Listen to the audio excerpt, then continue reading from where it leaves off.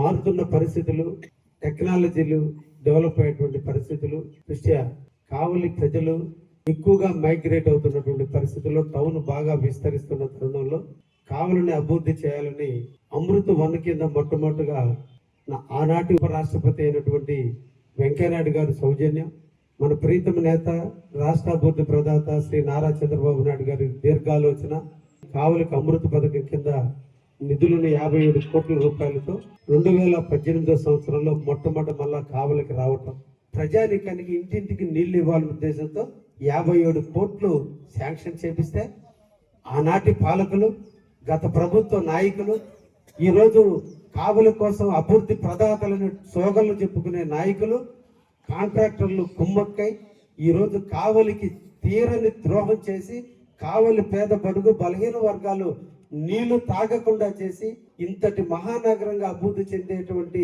ఈ కావలి పట్టణంలో మా చెల్లెళ్ళు, అక్కలు, అమ్మలు ఇప్పుడు కూడా బిందెలు తీసుకుని రోడ్డు మీదకి పోయి ట్యాంకర్ల దగ్గర నీళ్లు పట్టుకునే దుస్థితికి వచ్చిందంటే దీనికి కారణం గత ఎమ్మెల్యే రామిరెడ్డి ప్రతాప్ కుమార్ రెడ్డి గారు తన స్వార్థం కోసం, తన స్వార్థ రాజకీయం కోసం, తన దాహారి కోసం ఈరోజు కావలిని పణంగా పెట్టి కావలిని అమృత స్కీమ్ని ఈరోజు అమ్మేసినటువంటి వైనం.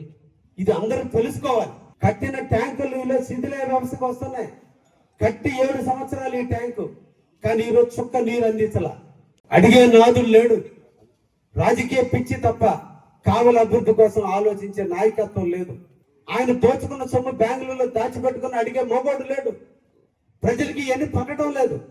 నీళ్ళు అందించలేదు మున్సిపాలిటీని కామెంట్ చేస్తున్నారే తప్ప ఓటేపించుకున్నటువంటి దుర్మార్గులు, మనకి సేవ చేస్తారని పాటించినటువంటి నాయకులు మనకు తెచ్చినటువంటి ఫండ్స్ ని దుర్వినియోగం చేసి తింటుంటే మనలో విప్లవం రావటం లేదు.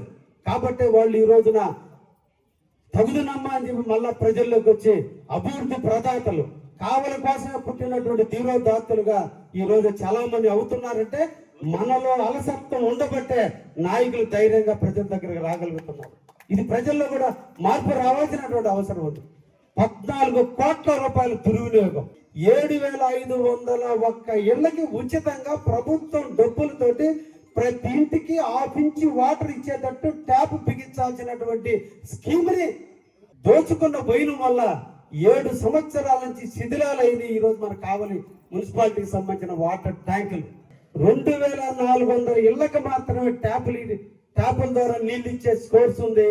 5,000 ఇళ్లకి ఇవ్వడానికి ఈ రోజున పైప్ లైన్ లేకుండా చేసినటువంటి మన ప్రతాప్ కుమార్ రెడ్డి గారు నిజంగా వీర ప్రతాప్, అతని ధైర్యాన్ని మెచ్చుకోవాలి.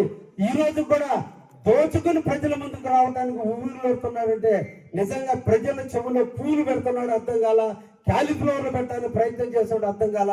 ఈ రోజు రోడ్డుల మీద వస్తుంటే ఒక దేశ నాయకుడు పుట్టినరోజు కంటే కూడా ఏమి సాధించాడో నాకు తెలియదు, కానీ ఈ రోజు ఆ ఫ్లెక్సీలు వేసిన ఖర్చు ఆయన వాకిటి మీద ఉన్న రోడ్డుని రిపేర్ చేయడానికి పనికొచ్చుంటే చాలా సంతోషించేవాళ్ళం.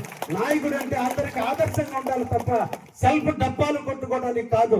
ఇంత సెల్ఫ్ డబ్బాలు కొట్టే నాయకులు ఈ కావలికి అవసరమైన విషయాన్ని కూడా కావలి ప్రజానికం ఆలోచించాల్సినటువంటి అవసరం ఎంతైనా ఉందని ఈ సందర్భంగా మీ ద్వారా కూడా కావలి ప్రజానికానికి తెలియజేస్తున్నా.